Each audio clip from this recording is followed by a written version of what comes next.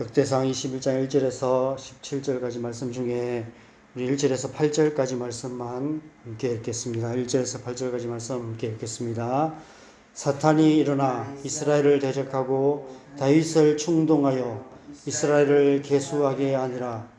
다윗이 요압과 백성의 지도자들에게 이르되 너희는 가서 브엘세바에서부터 단까지 이스라엘을 계수하고 돌아와 내게 보고하여 그 수요를 알게 하라 하니, 요압이 아뢰되 여호와께서 그 백성을 지금보다 100배나 더하시기를 원하나이다.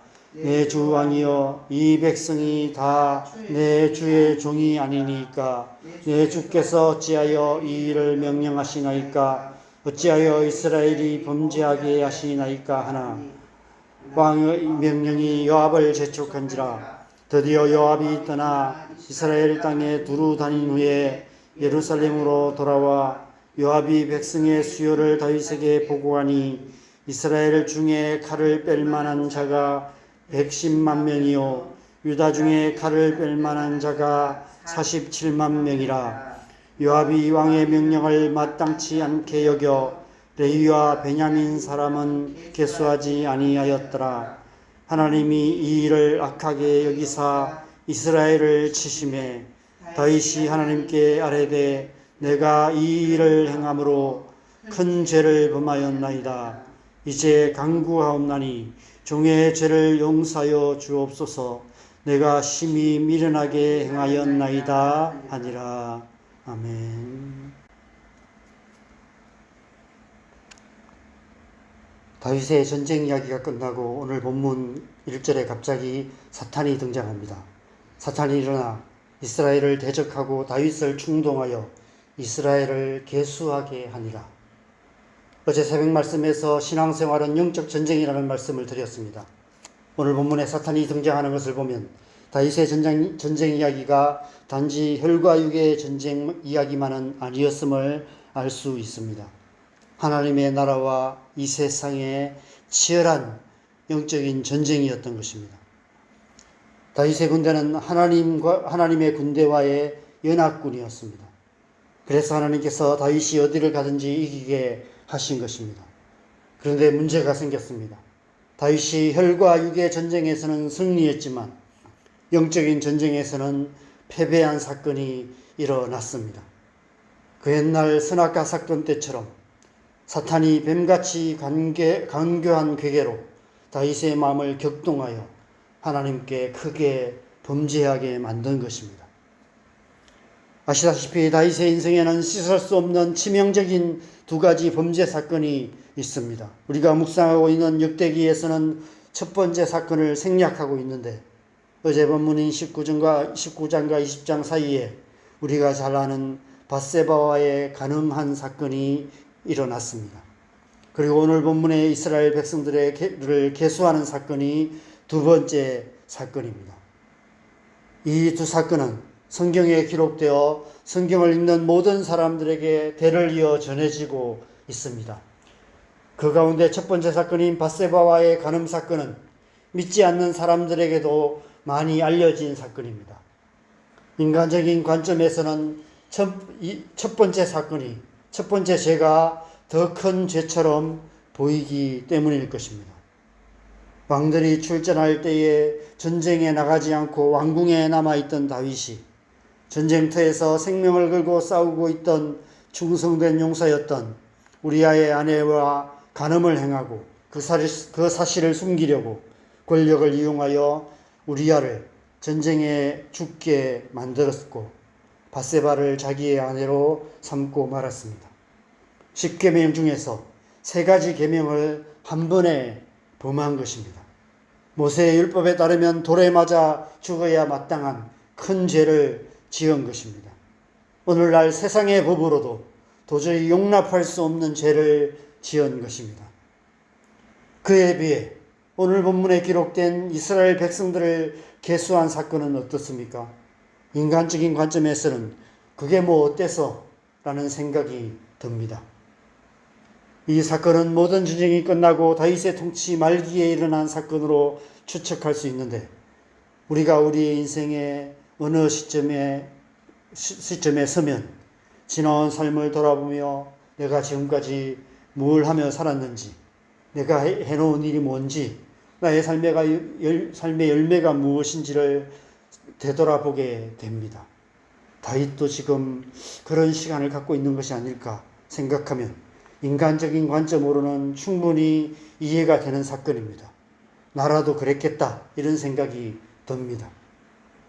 그런데 성경은 첫 번째 사건보다 이 사건을 더 심각한 죄로 기록하고 있습니다. 사탄이 다윗을 격동시켜 하나님께 범죄하게 만들었다라고 말씀하고 있습니다. 여러분, 왜 이 죄가 더 심각한 죄일까요? 베드로전서 5장 8절 9절 말씀을 보면 베드로 사도가 이렇게 권면하고 있습니다. 근신하라, 깨어라, 너희 대적 마귀가 우는 사자같이 두루 삼키며 삼킬 자를 찾나니 너희는 믿음을 굳건하게 하여 그를 대적하라. 사탄이 어떤 자를 삼키려 할까요? 그 앞에 5절 6절에 이렇게 말씀합니다. 하나님은 교만한 자를 대적하시되 겸손한 자들에게 은혜를 주시느니라. 그러므로 하나님의 능하신 손 아래에서 겸손하라. 때가 되면 너희를 높이시리라. 사탄이 삼키려는 자는 교만한 자입니다. 스스로 자기를 높여 하나님의 영광을 자기의 것으로 취하는 자입니다. 그래서 교만은 모든 죄 중에서도 하나님께서 가장 미워하시는 죄인 것입니다. 최초의 아담과 하와가 선악과를 따먹은 원초적인 동기가 바로 하나님처럼 되고자 하는 교만이었습니다. 교만한 자는 사탄에게 삼켜지게 되고 결국 하나님을 대적하는 자가 되고 맙니다. 그래서 하나님의 은혜에서 완전히 끊어지게 되는 것입니다. 그렇다면 다윗이 백성들을 계수하는 일이 왜 하나님을 대적하는 교만일까요? 그 모든 일은 하나님께서 하신 일이었기 때문입니다. 그런데 다윗은 우리가 흔히 그러듯이 마치 자기가 한 일인 것처럼 스스로 마음을 높여 하나님의 영광을 자기의 것으로 취하려 했던 것입니다. 많은 사역자들이 이런 사단의 괴계에 빠지게 됩니다. 큰 교회 목사님들, 교회 생활 오래 하셨던 직분자들, 그 가운데 다윗처럼 충성되게 하나님을 섬겼던 분들 가운데 이런 사탄의 괴계에 빠지는 경우가 많이 있습니다.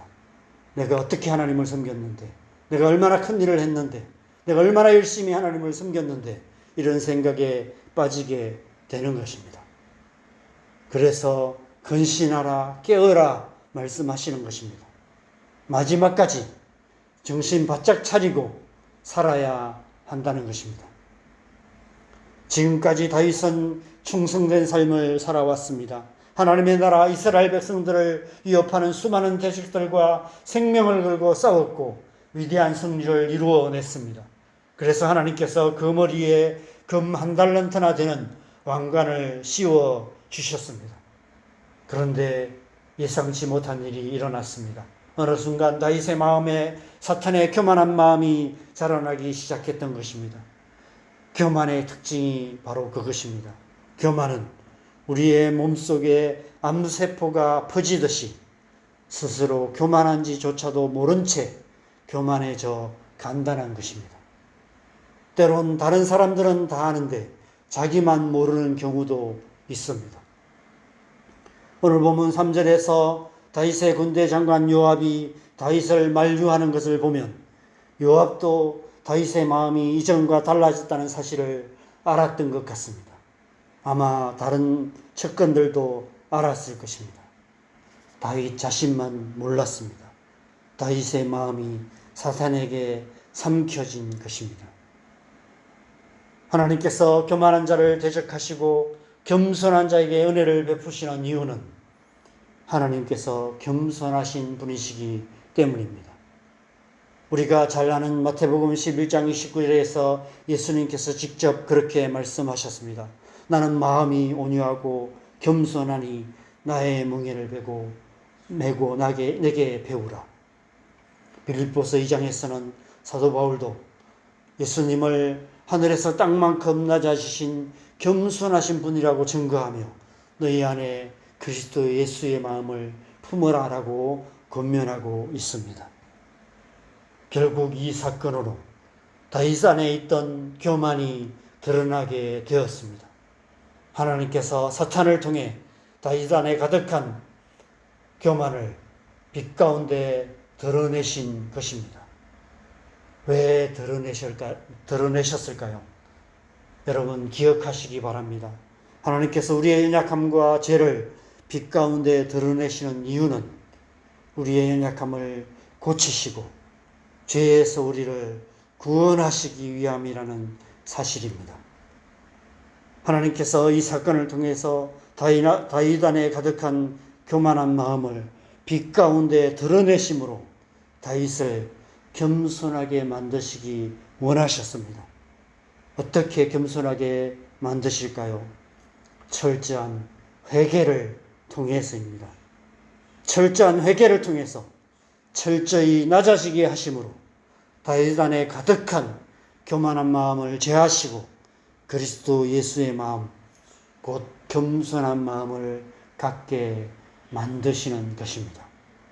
그래서 오늘 본문 15절 16절을 보면 다윗이 여호와의 천사가 여부스 사람 오르난의 타작마당의 곁에 칼을 빼어 들고 서 있는 것을 보고는 장로들과 더불어 굵은 배를 입고 얼굴을 땅에 대고 엎드려 회개하기 시작합니다. 화려한 왕복을 입고 금 1달란트나 되는 왕관을 쓰고 예루살렘 왕궁의 보좌에 앉아서 자기가 통치하는 백성들의 수를 세고 있던 교만했던 다윗이 보좌에서 내려와 왕관과 왕복을 벗고 굵은 배를 입고 농부의 그 마당에 타작마당에 엎드려서 회개하고 있는 것입니다. 철저하게 회개하고 있는 것입니다. 예수님께서 하늘에서 땅만큼 낮아진 것처럼 다윗은 지금 낮아질 만큼 낮아져서 겸손하게 되고 있는 것입니다. 철저한 회개를 통해서 다윗 안에 예수 그리스도의 겸손한 마음이 자리 잡기 시작한 것입니다. 여러분, 이것이 우리 안에 행하시는 하나님의 은혜입니다. 우리로 하여금 온유하고 겸손하신 예수님의 마음을 품고 배우게 하시는 것, 그것이 하나님께서 우리 안에 주시는 은혜인 것입니다. 그 은혜가 우리 안에 역사하셔서 우리 안에 예수 그리스도의 형상을 이루어가게 하시는 것입니다. 그래서 신앙생활에서는 때로 우리가 실패하기도 하고 좌절하기도 하고 낙심하기도 하는 것입니다. 때로는 넘어지기도 하는 것입니다. 그런 시간들을 통해서 하나님께서 우리를 더 낮추시고 더 겸손하게 하시고 그래서 예수 그리스도의 형상을 우리 안에 이루어가게 하시는 것입니다. 저와 여러분 안에 이 은혜가 역사하고 계신 줄 믿습니다.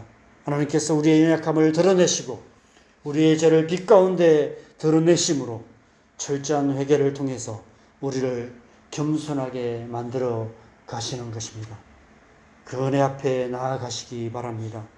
그 은혜가 우리 안에 역사하심으로 우리가 오늘 찬양했던 것처럼 주님의 마음을 본받는 자가 되게 만드시는 것입니다. 그 은혜가 충만하시기를 바랍니다. 그 은혜 가운데 살아가심으로 말미암아 저와 여러분 모두가 주님의 마음을 본받는 자, 하나님의 형상을 닮아가는, 예수 그리스도의 형상을 닮아가는 하나님의 백성 되시기를 주님의 이름으로 간절히 축원합니다. 우리 함께 기도하겠습니다. 여러분, 우리도 모르는 사이에 교만해질 때가 있습니다. 내가 얼마나 열심히 주님을 위해서 살았는데 이런 생각을 할 때가 있습니다. 그런데 이게 뭐야? 라는 생각이 들 때가 있습니다.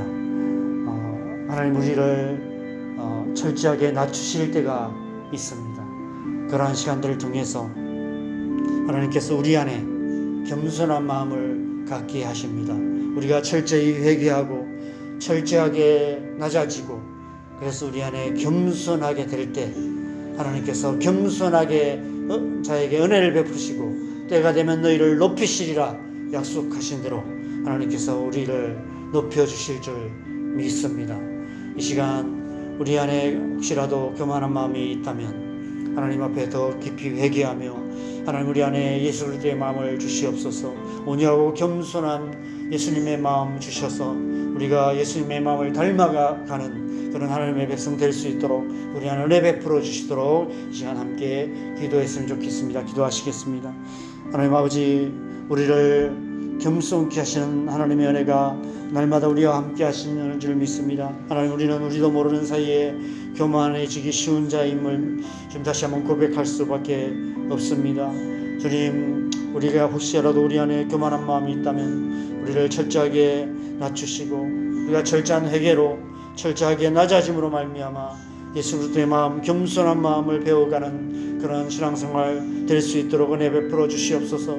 하나님, 은혜가 우리 안에 역사하셔서 우리의 마음을 새롭게 하심으로 말미암아 우리 안에 예수 그리스도의 성품을 닮아가는 주님의 마음을 본받는 자 될 수 있도록 은혜 베푸시고 함께하여 주시옵소서. 주님, 우리가 지금까지 신앙생활 속에서 하나님께서 우리 안에 그 은혜를 베풀어 주시고 지금도 그 은혜 가운데 우리를 인도하고 계심을 믿습니다. 우리를 더 낮추시고 우리를 더 겸손하게 하셔서 지금 우리가 온전히 예수 그리스도의 형상을 닮아가는 그런 하나님의 백성 될 수 있도록 은혜 베푸시고 함께하여 주시옵소서. 우리 남은 신앙생활 속에서 우리가 더 주님을 닮아가는 그런 신앙생활 될 수 있도록 우리 가운데 은혜 베푸시고 역사하여 주시옵소서. 그 은혜가 충만한 오늘 하루 되게 하여 주시옵소서.